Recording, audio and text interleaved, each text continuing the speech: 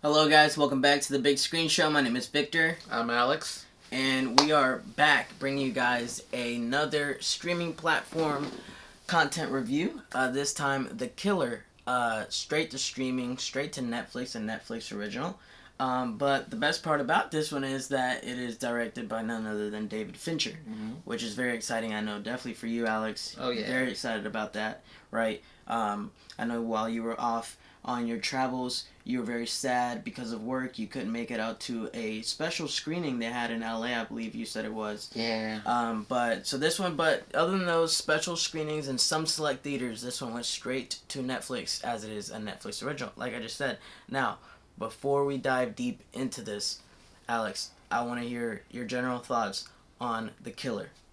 First of all, I want to say that when it first got announced, I was actually reading the graphic novel that the story was actually getting based off of. Like, you weren't reading it because the movie was coming out. You were already like in the middle of it just cause. Actually, when it first got announced, when I actually had read the graphic novel, honestly, before the movie had even been announced. Oh, okay. So like when I found out it was getting adapted by David Fincher, I was like, oh, yes, that is perfect. Okay. But when I saw the movie, finally, even though I sadly missed the LA premiere, sadly, and everything, I was not disappointed. Like, the whole atmosphere for the movie and its vibe gave a very good assassin noir vibe that was layered. Definitely. That had that good feeling as if I was reading the graphic novel itself. Like, the opening 30 minutes alone with Michael Fassbender's character as the killer is so spot on narration of like how like the not so glamorous life of a contract killer can be. But also it just shows like attention like to detail where everything felt so precise, efficient, and calculating as the killer himself in the character. And Michael Fassbender simply just embodies the killer's vibe as someone who basically does the job, doesn't feel like any type of regret, doesn't feel any enjoyment, just has like this cold, calculated feeling of like that he has a job, he's paid to do it, and life just goes on. Where he has moments of where he just kind of has like kind of a philosophy as he goes throughout his time doing his job, and just kind of giving like his own two thoughts or sense of like people, society, his surroundings, and everything. Where it shows where it almost seems like he seems cold and distant, but as the movie goes down the line, and he's kind of seems like getting destabilized, where even his own home was basically like ransacked. His girl had been hospitalized, and he seems to be. And as he progresses, trying to find out the reason, like why, who did it, and whatnot, he kind of just goes against the entire principle of rules that he's developed as a killer. Then by the end, he has his kind of like different vibe to himself by the end of it. Yeah. But it's very symbolic as each person he takes out goes deeper and deeper more. Where this again, the plot is very simple, but what makes the movie so good is that basically we're just focusing on Michael Fassbender's character.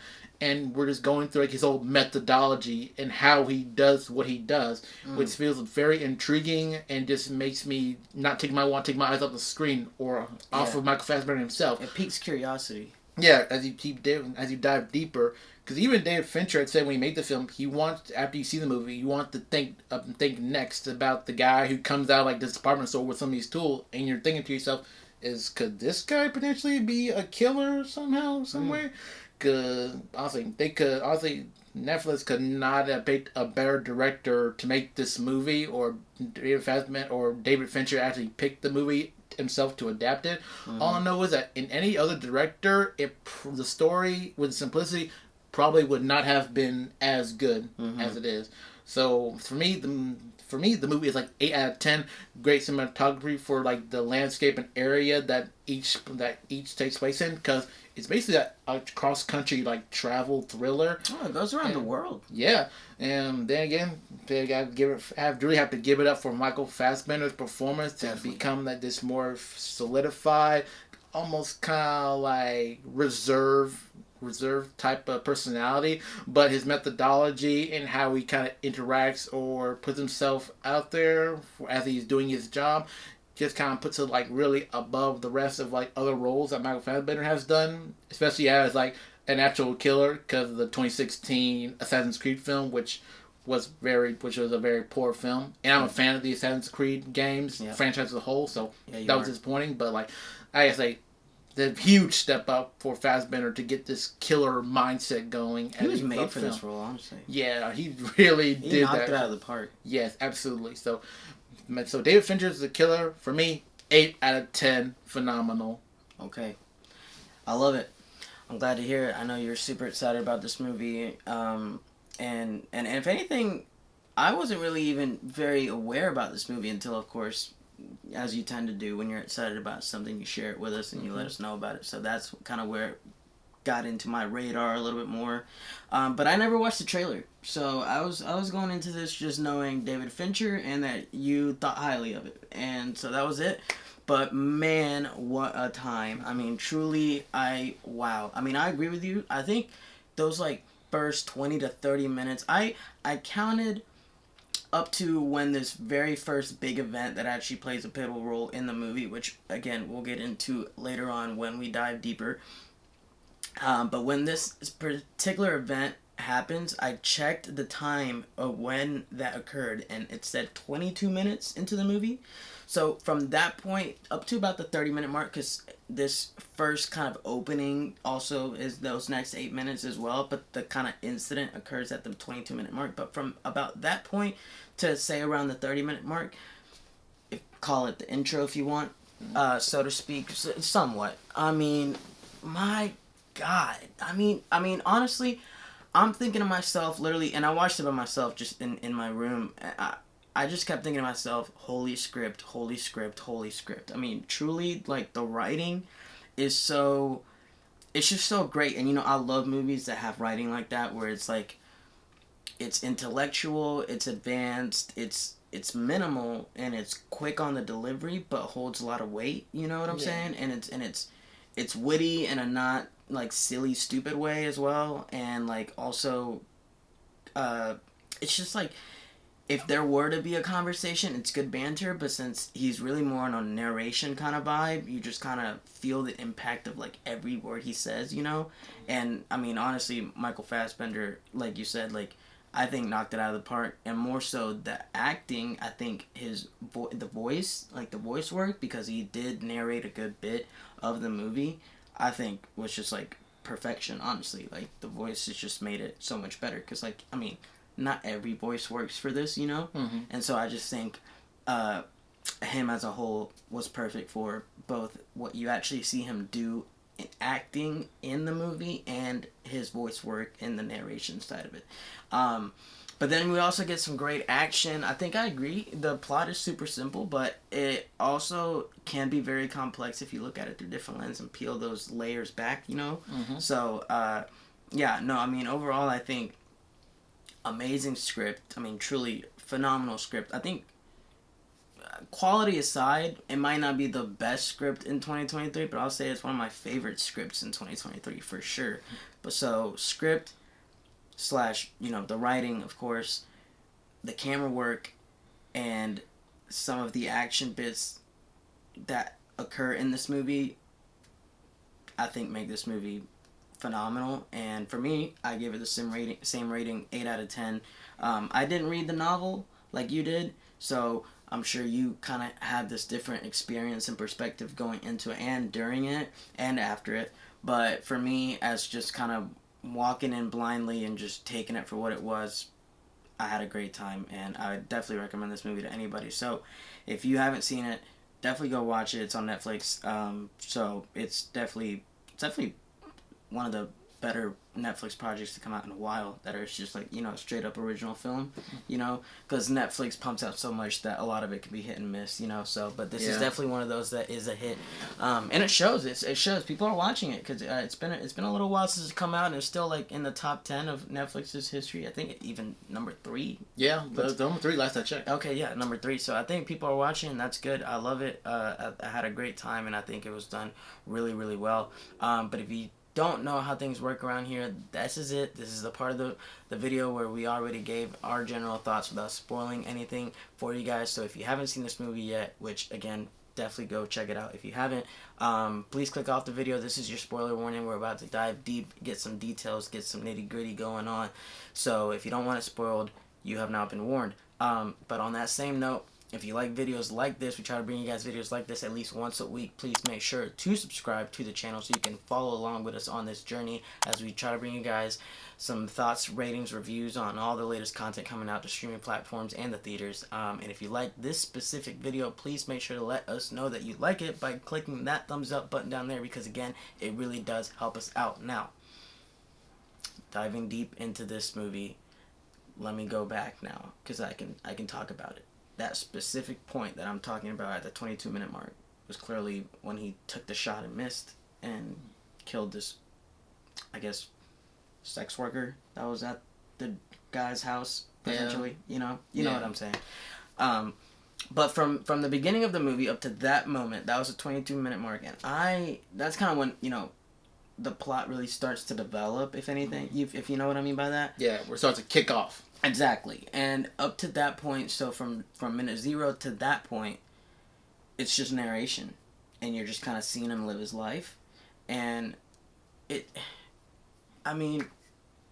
writing, Alex, I cannot emphasize this enough. I was so wowed. Like, I was really just so wowed. I love that kind of writing. And we talked about this before, even before we even had this channel. We love writing like that. It's just clean. It's to the point. It gets the message across. It's also just smart.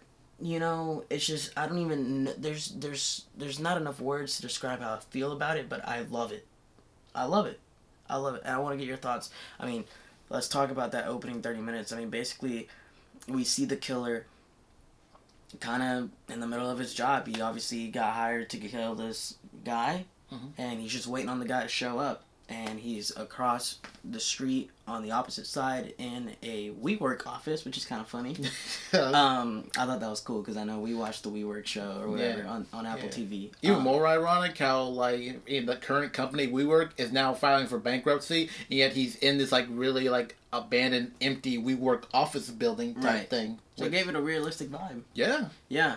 And so he's basically waiting for his target to show up so that he can, get his job done. And we see him basically showing us the struggles, like what you were saying before, of being a hitman, basically, of like, it's very lonely, it's very exhausting. It's isolating. It's exactly, you're isolated, you're not even really sleeping, you don't necessarily have a bed and like a nice full meal. Like, he went, got McDonald's, came back, and is like sleeping with on and off timers just to make sure he doesn't miss his target on a wooden plank, basically, like a whole elevated table thing that he then uses for his kill shot that he was supposed to have taken. Right. But so then the guy shows up and it's time to take the shot, and he misses, and it's funny because like the first word he says is fuck, and then it's like he's like, this doesn't happen. He's like, it's now like kind of scramble mode, like he's kind of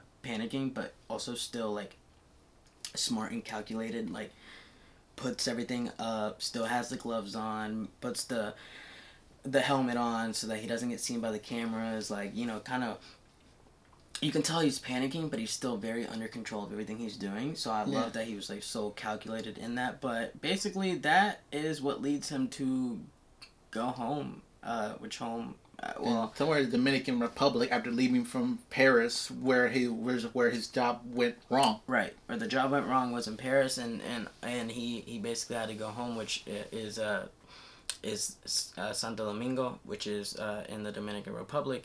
But he gets there and he sees that there has been a scuffle of some kind. There's blood, there's broken glass, there's clearly an incident had occurred in his home, and he, I guess, immediately made the connection that something happened to, I guess, these people he was close with. They were kind of like taking care of his home, but they're it was actually his lover or girlfriend, because because in the graphic novel because this is different, because in the graphic novel he actually had a place actually in Venezuela. Oh really? And he actually had like a girlfriend or lover there that he was very close to and very attached to, because like in the graphic novel he actually had a kid with her. Yeah, it's kind of crazy too, because she was like probably like the most consistent thing in his life for like when he's not working, and it's kind of like a nice break. Yeah, probably why he was so passionate, or why he is so passionate about it. Yeah, about her. Yeah, because honestly, even throughout throughout the movie and even the graphic novel, he's passionate, but he always tries to make a justification that he's doing this just to find out the reason why. But he doesn't allow himself any type of emotion. Really, everything just feels complicated and precise, as he's trying to compartmentalize and distance himself from it. Mm-hmm. But there are significant moments where he kind of cracks, or where, because even in the graphic novel, his girl was actually attacked and was hospitalized, and he had to take care of her. But when he found the people who was actually responsible for hurting her and messing up his peaceful life when he's not working, he took a little personal. He kind of went unfocused and unstable, and actually whenever he kills somebody, he usually makes it quick and doesn't suffer. But from when he actually got the people involved, he actually used the knife and actually just kind of butchered them, and just he made it unbearable. Different methods. Yeah, and that's the thing. And again, that usually never happens with him, because he's always just very focused and doesn't make things too personally. Because in this opening 30 minutes that we keep alluding to, he basically definitely touched on the fact that his job definitely requires someone that has their emotions unattached to the job and the work that he's doing. And he basically said, if you have the money, if you're the type of person that has the money that can afford my service, then you don't need to waste your time convincing me of what you're doing. Basically, you don't have to convince him no, I promise, he's a bad guy. Nope. Yeah, he doesn't care. He doesn't care about the details at all. Exactly. We'll just, okay, here's the money. This is my target. I'll go over here, do my job. Next, and he's very basically far removed, emotionally at least, from the actual realistic side of his job. Death and all that, murder and all that comes with that. But definitely after this incident, when he comes back home and sees that his girlfriend has been hurt, something changes. And he basically, in the end, finds out that his employers were the ones that really turned on him for the mistake that occurred in Paris. It's kind of like this insurance kind of thing, so that it was kind of it was unique, I think, because I haven't seen a movie where it was kind of, because it's usually the other way around, you know what I mean? Mm-hmm. And so it was kind of cool, kind of seeing that as okay, he's going after the employers and the head honchos of his job because of his mistake, not the other way around. You know what I mean? Because he messed up, and they're basically just trying to make a fall guy and just kind of wrap it up in a little bow without having it attached to him. Yeah. But it's crazy because they, even throughout the whole film, it's been shown that Fassbender's character is precise, and even with his job, he makes it very clear.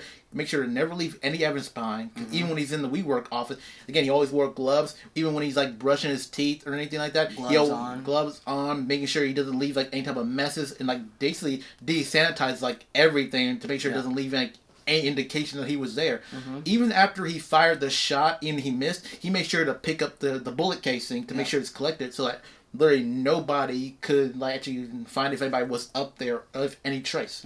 Because again, something like that never happened with him before, and he was very chaotic, but he was still on focus and on point. Definitely, yeah.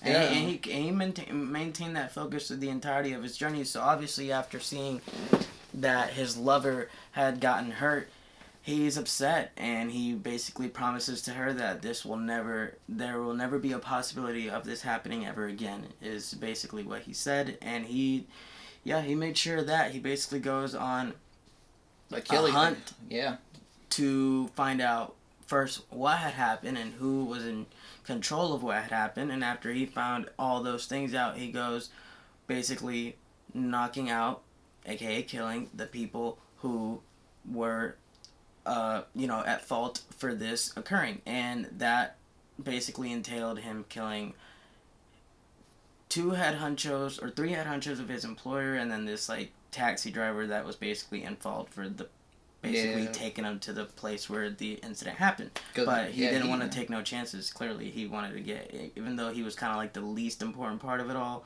and he was just kind of somebody that got paid to do a job, he still was I'm killing you because I don't care, because I'm mad. Yeah, even when he had found the like the taxi driver who brought the people who hurt his girlfriend, he said, "So, Leo Rodriguez, it's your fault for bringing work to my home." So like he still thought as considered responsible. So again, he was basically you could tell he was upset, and I would like to I would think that he would usually want to leave him alive, but like even in the comics and I stuff, thought he was going to. yeah, because again, even in the comics, if there's like any type of loose ends or like any type of innocence around, I mean, he'll still kill them if it has any way of like coming back to him. Fair enough. Because I didn't think about it like that, but that makes sense. Yeah, because again, for a guy who's very distant and doesn't care about why you want the person dead, killing another innocent person doesn't affect him as much as the same. But as you get later on down the line, it does show that all the principles that he's held with, like, stick to your plan, don't have any weakness or invulnerability and things like that. It kind of he does the opposite every time. Because as he inches closer, because, like, after he killed the taxi driver, he then literally went to, like, his handler, Edward Hodges, in New Orleans. And, again, it does crazy. Yeah, another good interesting twist with this too is how basically he has a bit of a comedic side to like where like in some instance or another, like when he was in New Orleans and he went to a storage unit, he was literally making a statement about like what if these automatic payments for these storage units had stopped going, and then you get like on TV with Storage Wars. I wonder how many people will be surprised I have all these weapons and all these different things inside my storage unit, because he had like guns, fake passports, different types of currency, basically everything a hitman needs. It was like his little headquarters, but it had like boatloads of money, all kinds of ammunition, all kinds of things to put the ammunition in, like literally a license plate from like every state in the country so that he could just put on whatever rental car he had, like, you know, just what you would expect a hitman to have in a storage unit. That's basically where he, you know, uses to go re-up for his certain jobs and stuff like this. So he had everything like that. But I did like that comment. I thought that was and that's going back to the writing. It's witty and like kind of quick funny like that, but like the way he delivered it is still so mature and still so like, you know, at the level of where this movie is. It doesn't go into like, you know, like full on comedy or anything, you know what I mean? But it's still like, it's enough to make you at least like giggle, you know what I mean? So I think, I could talk like 10 hours about the writing, honestly. Like the writing was just amazing. But that kill, so that was like, he killed his employer, basically the one who sends him off on his jobs, Hodges. Yeah. And that kill was honestly crazy. He puts it's a nail gun and puts 3 bullet nails in his chest and basically lets him drown / suffocate on his own. And he figured he had more time to squeeze some information out of him because he was trying to find the other people that he needed to go find and kill. But the dude died like in like 2 minutes when he thought he'd at least have like 6 or 7. Yeah, he had to make some great calculations on the fly. Yeah. Because again, one of his rules was always stick to the plan. Stick to the plan. But all the time, even though, again, he's a professional and he's had a lot of experience on the job, but even when things don't go as planned, it's very chaotic. So you still just got to learn to react to different situations. Because luckily, even though he killed Hodges, Hodges' secretary, Dolores, was able to help him get like the other names who were responsible for invading his home. Oh, that's actually another example of what you were just talking about with the taxi driver. No loose ends. Because, like, she basically begged him, like, look, I'll give you the names. Just please leave me alone because, like, my kids need me and, like, life insurance and, like, all this. And I genuinely thought he was going to leave her alive. Nope. No, I didn't think he was actually going to leave her alive. Killed her. He said, it just turned her head and just he snapped her neck and made her fall down the stairs to make it look like suicide. But the thing here is, like, he actually did give empathy because, like, he already knew that she had to die already because she already knew so much. And again, she seemed like she would have talked to somebody else. But the thing is, normally, he would have killed her and just made it seem like she had just, like, vanished, like, off the earth, like, no explanation. But but again, with her pleading, saying, like, I know you're going to kill me, but at least don't make it seem like, you know, like I just disappeared because, you know, I have kids that need my life insurance. So he basically took mercy on her to make it look like, she actually fell downstairs and killed herself. So that's still, you know, taking care of her and, you know, appealing to her wishes. Oh, then I misunderstood her wishes, but that makes sense now. Okay, I misunderstood. I took it as, please don't kill me because of all these things, but no, that makes sense. Okay, I see. Yeah. Facts. Okay, yeah, good. So she knew impending doom was on her way. Was on its way. Okay, great. Yep. And then we make it to So that Florida. leads. So now he gets 3 names. No, actually 2 names. Oh yeah, No, yeah, 3 yeah. names. Yes, it was 3. He got 3 names. So the first one, St. Petersburg, Florida. And he basically has. That was Tampa, Florida. It was St. Petersburg is near Tampa, but it's basically like the same thing. But it was St. Petersburg, Florida, and what was that guy's? Was he the one that did the deed? He's actually one that actually brutalized his girlfriend. Right. So the first one is basically who the head honchos hired to go, basically almost kill his girlfriend, and this is. It's like the only technically action sequence in the movie. Yeah, that's like the only real actual fight scene in the entire film. Full action sequence in the movie. But I must say, it was the choreography and the way it was filmed with the camera work and everything. I thought was done so well. I truly did. It had some cool. They did some cool effects in the post edit where like anytime kind of like a punch was sent or a punch was landed or some kind of emphasis on the fight, it kind of made this like kind of shaken thunder rubble kind of effect on the screen, and I really thought it gave a lot of emphasis. And it gave a lot more. It gave more impact. It gave more impact. Because that's like the most brutal fight scene too. Because honestly, it really felt like so real. Because again, this is a killer guy who's known for. Yeah, because like the killer, the dude, he's not even in the comics. He was not really a physical person. He relies mostly on weapons or doing like ambush tactics thing. Like where like again, even in like the opening 20 minutes, he said he's mostly loved and used to doing like proximity work, like drownings, poisonings, things like that. He's used to those type of dirty methods. So like Tim to actually get like full physical when his ambush failed when he tried to sneak into the dude's house to kill him, and then he's gonna have to literally use every resource that he finds inside the house, like going through like a dude's like kitchen drawer to try and get him to miss his shots. You're literally taking someone's like painting on the floor, taking a broken mirror, and having to use it on the guy that he's trying to kill. Yeah. He literally had to adapt to the whole situation. Yeah, it got down and dirty, which is so good. You can really feel you can feel the impact of every hit. It was really good. Really, like I said, like there wasn't much action in the sense that actual action sequence choreography and like full on action in the movie, and really this was it. But it was so good. It was done so well. So kudos to them for that, because I think it was done really, really well. And then that leaves us to the last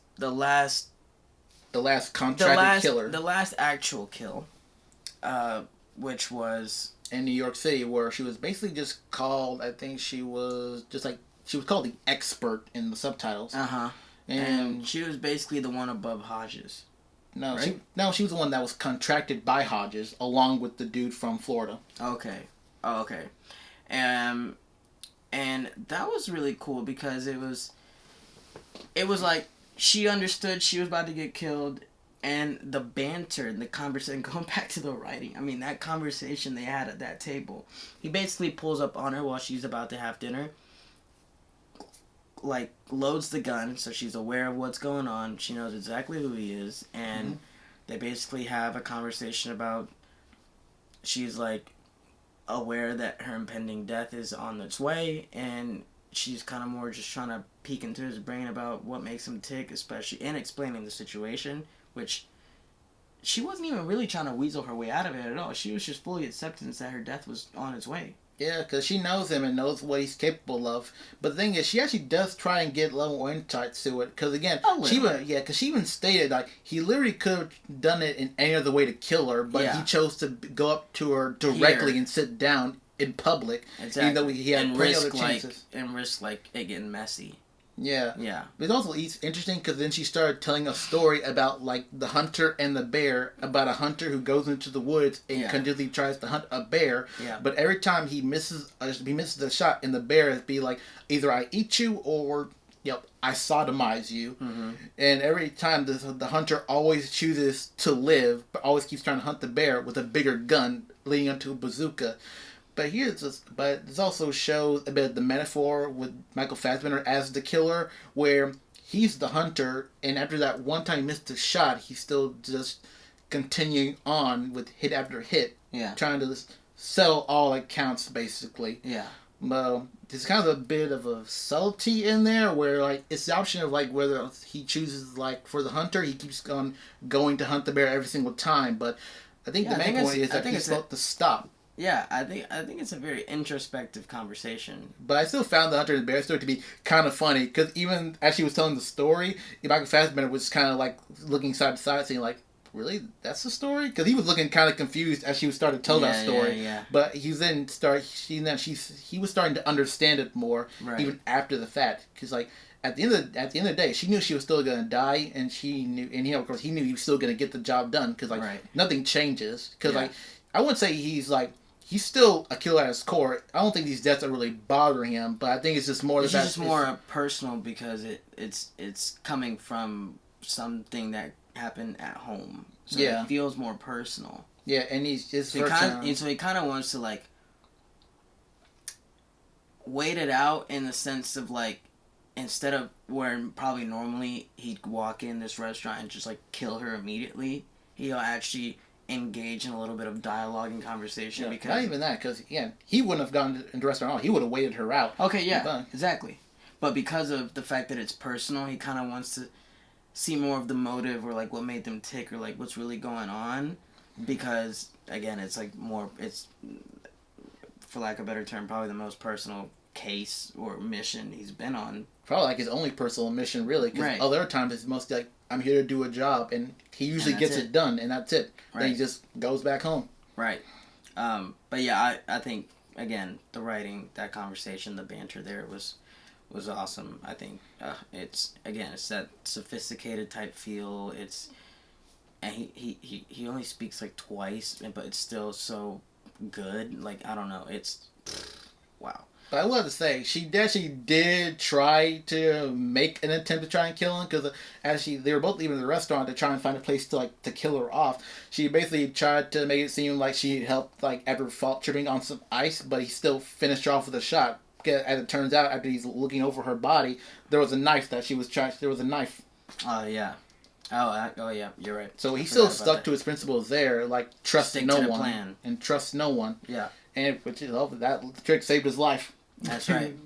And so then that leads us to basically the client himself. The client himself, right? Which was the client that basically was the lead in everything going back to the Paris event, of course.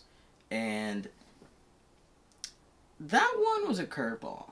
Yeah, Did you expect him to kill him? I actually expected him to kill him. I thought he was going to kill him. But even then, the client that he was going to kill was not what I expected, because after he made his way up to the client Claiborne's apartment, that's another good thing here. He basically ordered what he needed to get into the dude's apartment on Amazon. By Amazon. Yeah, that's just clever stuff right there. I thought that was funny. Yeah, because hey, we can you can basically buy anything you need online now, and basically using this tool that you're gonna go to commit murder. Yeah, it's yeah.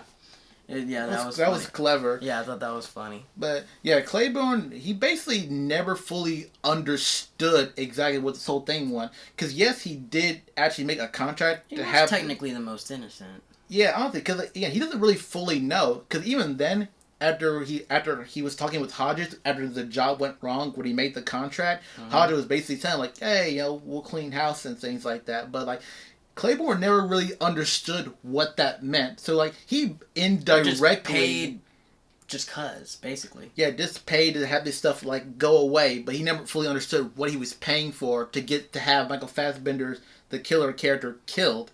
Because he indirectly started this whole thing when, even though the job went wrong, if Claiborne had known more about what he was getting into with that, none of this whole thing probably wouldn't even have happened. Definitely. And it's kind of weird because even Michael Fassbender's character in there was basically confused.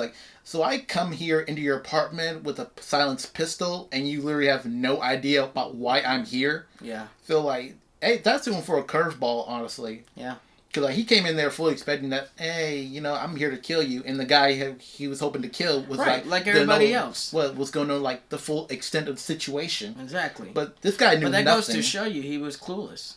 Yeah. To be honest, he was pretty clueless, especially to the extent that it really went. Obviously. Mm-hmm. So, in the end, the killer leaves him alive. He chose to kill him, but he still left him with... He chose to leave him alive, but he left with a warning that if you try anything, then I'll come back here, but I'm going to make your death more sufferable and more than what you deserve. Yeah. So, left him with a warning, and then dipped. But yeah, that was basically it, and that he completed his task, completed his list, and back home he went. At this point, his girlfriend's back home. She's on her route to healing. And that was it. The movie ends there. And, you kind of get this feeling of, like I told you earlier, I just felt like usually plots of movies like this definitely go the other way around, So it's definitely kind of like a backwards kind of twist to it. So I really enjoyed that. Because, again, I didn't read the graphic novel. I didn't know what to expect. I didn't know anything. I went into this dark. So I really enjoyed my time watching it. And I thought it was filmed amazingly, just like the camera work, the writing, again, I cannot say it enough. And Michael Fassbender, I mean, my goodness, as far as streaming goes, I think this is some of the best work this year in a streaming movie for sure, for a leading actor, to be honest. Yeah, definitely. Yeah, so, do you have anything else to say on The Killer? Honestly, and what the best thing I can say is that, after the movie ended, it was kind of a shift to him, because at the beginning, he was mostly talking about, the many get manipulated by the few, and he's always considered to be one of the few, but then by the end, because I think he just kind of, quit being a killer, and then he considered himself to be, one of the many, so yeah. I think by then he's just, he's comfortable, he's happy, but then... David Fincher is subtle and everything, and always he always has a specific detail for something. But when you get close to the end of the credits, after he mentioned himself being one of the many, he kind of had the killer had a twitch in his eye, where it kind of seemed like maybe he's not quite so finished doing with what he does in some way or another. Definitely, I think he probably has some unfinished business to tend to, but maybe a little bit down the road. It could be, because David Fincher once thought about a killer sequel. Because the thing is, even in the comics, even though the killer had finished selling accounts for stuff that happened while in the comic stuff, he still continued doing what he did. Considered that he's not one for doing monotonous death type work or anything. He found he's not a fan of the white picket fence. Yeah. He's kind of stuff that's good in doing his job to keep himself challenged, keep himself focused and heightened, things like that. And it's the life he's accustomed to, so he just wants to probably keep it going. Some people are so into their jobs that when they're not in it, they almost feel weirder than when in the job. Yeah, imagine that for a killer who's retiring but doesn't seem like he's ready to really do that much yet. It's like an athlete situation. Athletes have been playing for forever. Like Tom Brady, for example, he retired, but he was like, no, I feel weird. He actually came back and played another season. So it's like that kind of thing, but for a murderer. Yeah, so I think even though the killer took the hunter and the bear story, simply put, and chose to quit, unlike the hunter in the story, I think it's a good temporary time for him to stop, but then you just kind of wonder to himself, maybe down the line, maybe he'll continue. Yeah. Yeah, I do want to say... And I think he wants to enjoy the... Kind of like what Hodges was telling him, I have more money than I can spend in my lifetime. Let me, my girlfriend's healing, I live in this beautiful place, I got money, I don't really have to worry about anything, I have 50,000 different identities that I could use to go anywhere around the world, let me just chill for a second. But maybe at a later date, then we could start pulling the trigger again type thing. For sure. And definitely music plays heavily throughout the movie, where every time the killer is listening to music, it's always playing the music by the Smiths. And I'm not one for... I like music, but I'm not one for going all too much into it. But I feel with every moment he's listening to the music by the Smiths, with the lyrics, there's some bit of metaphor or something detail in there representing what he's doing or his thought process a little bit, or kind of what he's going through. A little subtle detail there. I like that. Yeah, fair enough. And I do want to give one shout out to how literally throughout the whole entire movie, he always never left a trace of what he was doing. Yeah. Everything was always very detailed. He was super clean. Yeah, and again, we never had a movie that really does this, where we get from like the killer's perspective and this whole methodology behind the whole entire thing. Yeah, he's kind of walking you through the steps he's taking. Yeah. Yeah. Which I just love the detail for that one. Low-key tutorial. Yeah. No, we're not saying that. We're not saying that. Right. But yeah, that's the other thing why I love this and consider this to be like in my top 5 of David Fincher films right there. Yeah? Yeah. Okay. For sure. Nice. Right there. Well, there you have it. Top 5 David Fincher film coming from this guy right here. But yeah, I think, again, it's 2 thumbs up from us. Definitely go watch it. Nice job. We agreed on another rating. That's an 8 out of 10 from the both of us on this movie. It's on Netflix. Go watch it if you haven't. Yeah, and if you do see the movie and you feel interested to go read the graphic novel, go do it. Or if you read the graphic novel and have actually watched the movie, what do you think about it? Don't be afraid to put that in the comments. Yes, definitely. Anything having to do with the killer, please get at us in the comments, whether you've only seen the movie or have only read the comic or have read and have seen both. Whatever it is, talk to us in the comments. We want to engage with you guys. And also, if you like videos like this, again, we try to bring you guys videos like this at least once a week. So please make sure to subscribe so that you can join us on this journey. And again, if you like this specific video, the best way to let us know that you like it is by hitting that thumbs up button down there and by commenting. But yes, appreciate you guys for watching. We'll see you guys soon with another video. This is The Big Screen Show. Peace out. Later.